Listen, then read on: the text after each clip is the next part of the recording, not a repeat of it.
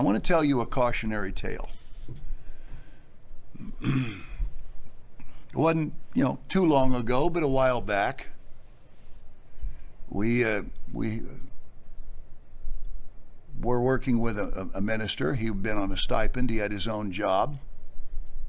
Because people can just absolutely live a lie and just brazenly steal a lie from the church. So I'm going to tell you a story, not so you can guess who is it. I don't think you'll guess who it is. But there was a man who had his own job and said he needed a stipend to be able to make ends meet, so we gave him a stipend.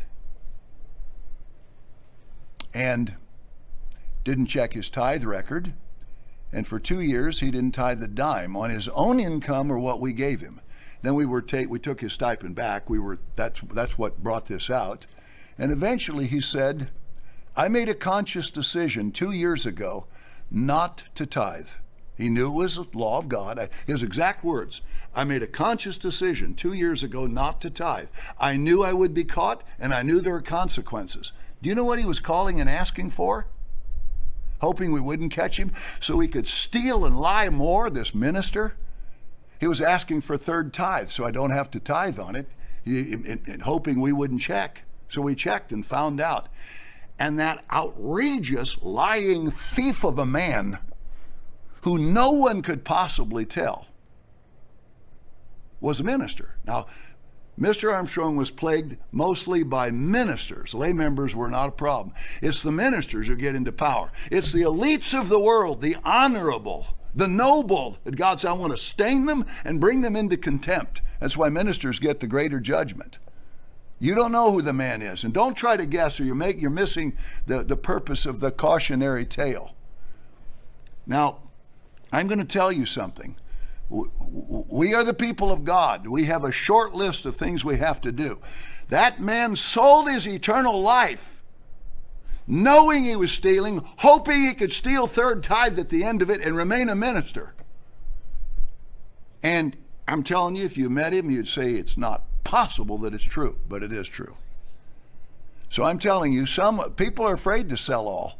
They won't. They don't have the faith. I'm telling you, you got 51 days. If you are sitting on funds, extra houses, or cash, you are commanded by God to sell all, or at best you will face 4 years of sore trial. Now, I don't mean to be strong because I don't need it. The church is doing fine. But you need to do it. Ananias and Sapphira thought they didn't need to do it. It was for other people. Fear not, little flock. The first thing is sell that you have. The rich young ruler wouldn't do it.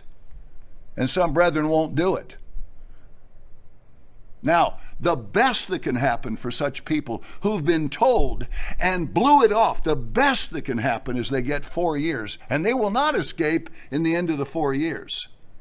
They'll have to overcome as Christ did, which means they die. That's the best that can happen. The worst that can happen is they don't even get the 4 years because they knew better and would not pay their all and sell all.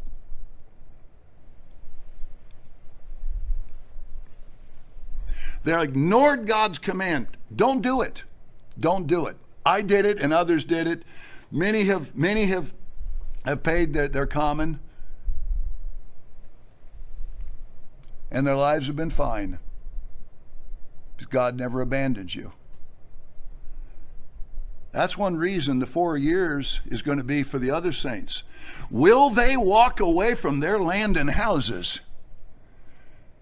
Their digs are going to be pretty good. And it's going to be hard having things they never had before. You can face it now for a brief period, or you can face it then. Kind of the old Fram oil filter, pay me now or pay me later.